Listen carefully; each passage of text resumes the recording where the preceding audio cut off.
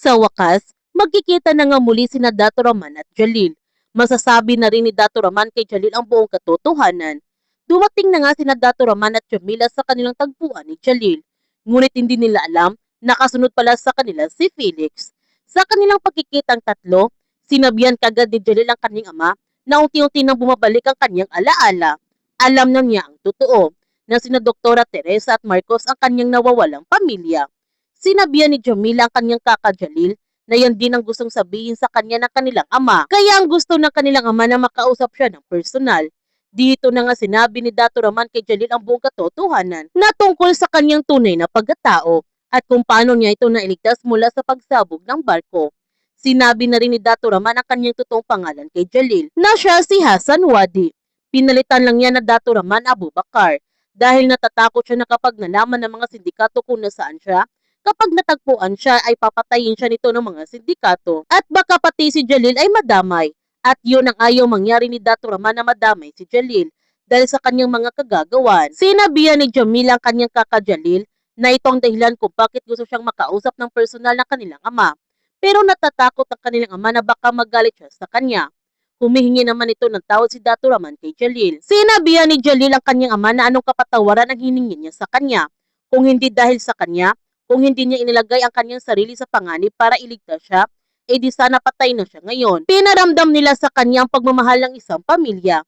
Kung sino man siya ngayon, yun ay dahil sa kanya. Dahil din sa kanya makakasama niya ulit ang kanyang pamilya. Pagkatapos ng lahat ng ito, magkakaroon siya ng pagkakataon na makilala niya ang kanyang pamilya ng gusto.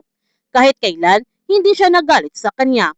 Naintindihan niya kung bakit niya ito inilihim sa kanya at alam niya na itinatama na niya ang kanyang mga pagkakamali.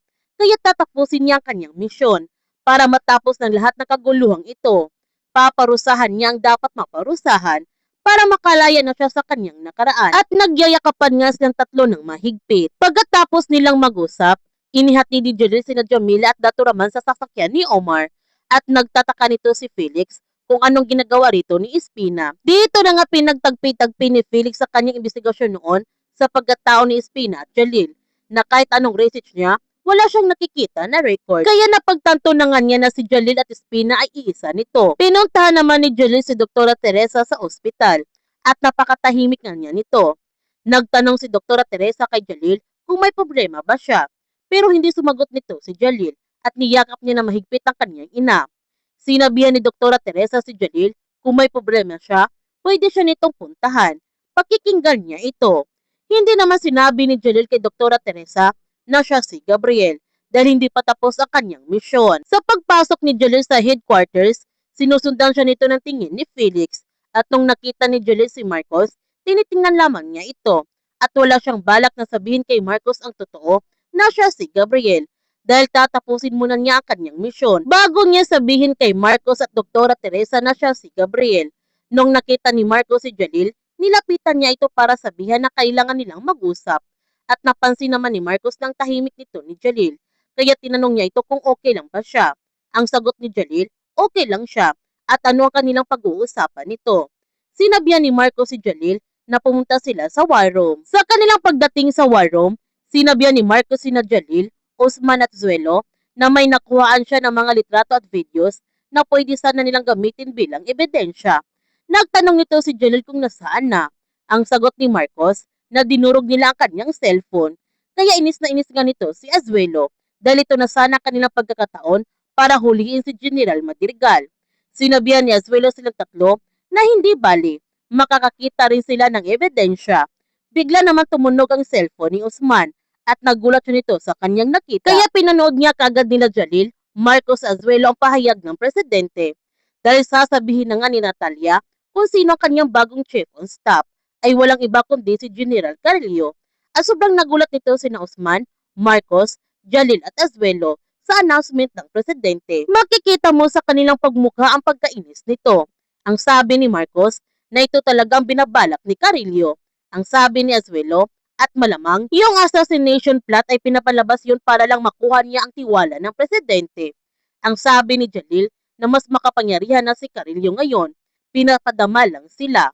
Ang sabi ni Usman, kung kailan alam na nila na panalo na sila, tsaka naman nangyari ito. Sa statement ni General Carrillo sa media, Sinabi na nga niya na ang leader na destabilisasyong ito na nilalaban ni Ahmad na siya ring nagpapakalat ng mga illegal na armas sa bansa. Walang iba kundi si Hassan Wadi, na halos 30 years na pinamumunuan ni Wadi ang grupong ito. At sa napakahabang panahon, hindi nila ito matagpuan. Yun pala ay si Hassan Wadi na ito, itong kriminal ito, itong manlolokong ito, ay nagtatago lamang sa harap ng mga tao bilang si Dato Raman. At ang kasama niya sa destabilisasyong ito ay walang iba kundi ang kanyang anak na si Jalil. Sobrang nagulat naman ang mga tao sa sinabi ni General Carrillo. Mukhang naniniwala nga sila na si Dato Raman at Jalil ang pulot dulo ng kaguluhang ito sa bansa. Sinabi pa ni Carrillo na si Dato Raman ang nagpapasabog ng MV Emilia at mukhang kumbisado nga nito si Marcos dahil matagal na niyang hinahanap ang mukha ni Wadi nung bata pa ito. Dahil malakas ang hinala ni Marcos noon na itong dahilan kung bakit sumabog ang barko noon.